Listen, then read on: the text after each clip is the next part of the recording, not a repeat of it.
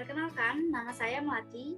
Saya mahasiswi psikologi dari Universitas Mercu Buana, yang mana tujuan dari pembuatan video ini adalah untuk memenuhi tugas besar 1 dari mata kuliah Psikologi Ruang Maya. Selanjutnya, di sini saya akan memberikan informasi mengenai etika dalam bermedia sosial. Pada saat ini, penggunaan media sosial telah menjadi bagian dari keseharian hampir semua orang. Selain itu, media sosial saat ini juga telah dijadikan sebagai tempat untuk saling mendapatkan dan memberikan informasi. Namun, sayangnya, masih banyak yang belum memahami etika dalam bermedia sosial. Akibatnya, sering terjadi penyalahgunaan sosial media, baik dalam menyebarkan informasi bohong atau hoax, hingga terjadinya pelecehan. Hal ini tentu berdampak pada banyaknya para pengguna yang masuk ke ranah hukum akibat dari penggunaan media sosial yang tidak menggunakan etika. Himbauan bagi para pengguna media sosial untuk lebih memperhatikan etika dalam bermedia sosial agar tidak tersandung masalah hukum menurut Undang-Undang Nomor 19 Tahun 2016 tentang perubahan atas Undang-Undang Nomor 11 Tahun 2008 tentang informasi dan transaksi elektronik atau Undang-Undang ITE. Ada 5 pasal yang mengatur etika bermedia sosial, yaitu pasal 27 sampai dengan pasal 30. Dalam penggunaannya, tentu kita diberikan kebebasan agar bisa berkomunikasi dengan siapa saja. Namun, sering disalahartikan, di sini adalah bebas bukan berarti tanpa etika. Alangkah baiknya apabila kita mengetahui etika apa saja yang harus diperhatikan pada saat menggunakan jejaring sosial. Beberapa hal penting mengenai etika dalam menggunakan sosial media yaitu yang pertama, etika dalam berkomunikasi. Pada saat melakukan komunikasi dengan memanfaatkan media sosial, biasanya banyak yang cenderung melupakan etika dalam berkomunikasi.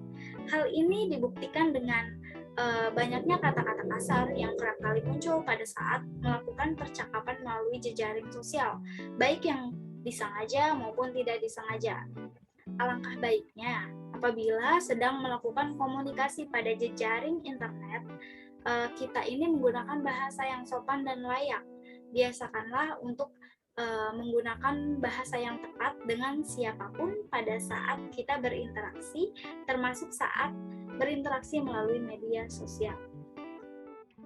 Selanjutnya yang kedua, yaitu hindari penebaran sara, pornografi, dan aksi kekerasan. Alangkah baiknya apabila kita tidak menyebarkan informasi yang mengandung unsur sara atau suku, agama, dan ras, serta pornografi pada jejaring sosial. Biasakan untuk menyebarkan hal-hal yang positif, yang berguna, dan tidak menimbulkan konflik antar sesama. Lalu yang ketiga, cross-check kebenaran berita. Saat ini tentu tidak jarang kalau kita menemukan berita yang menjelekkan salah satu pihak di media sosial. Hal inilah yang terkadang bertujuan demi menjatuhkan nama pesaing dengan menyebarkan berita yang merupakan hasil rekayasa. Maka dari itu, pengguna media sosial dituntut agar lebih cerdas saat menangkap sebuah informasi. Apabila kita ingin menyebarkan informasi tersebut, alangkah bijaknya jika kita melakukan cross-check terlebih dahulu atas kebenaran informasi tersebut sebelum disebarluaskan. Yang keempat, yaitu menghargai hasil karya orang lain pada saat menyebarkan informasi, baik dalam bentuk foto, tulisan, ataupun video. Biasakan untuk menyantumkan sumber informasi tersebut sebagai salah satu bentuk penghargaan atas hasil karya seseorang. Jangan membiasakan diri untuk mengcopy paste tanpa menyantumkan sumber dari informasi yang kita ambil. Yang kelima, yaitu jangan terlalu mengumbar informasi pribadi. Ada baiknya kita ini bersikap bijak dalam menyebarkan informasi mengenai kehidupan pribadi atau privasi yang kita jalanin. Sehingga saat sedang menggunakan media sosial ini, janganlah terlalu mengumbar informasi pribadi.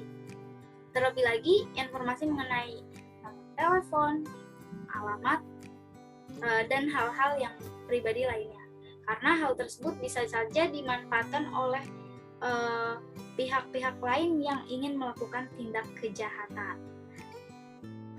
Pergunakanlah media sosial sebaik dan sebijaksana mungkin, terlebih lagi dalam hal penyebaran informasi. Biasakan untuk selalu berpikir terlebih dahulu sebelum kita bertindak. Demikian penyampaian singkat tentang etika dalam bermedia sosial. Semoga dari video ini, informasi ini dapat tersampaikan dengan baik dan memberikan manfaat untuk lebih baik lagi dalam bermedia sosial. Terima kasih.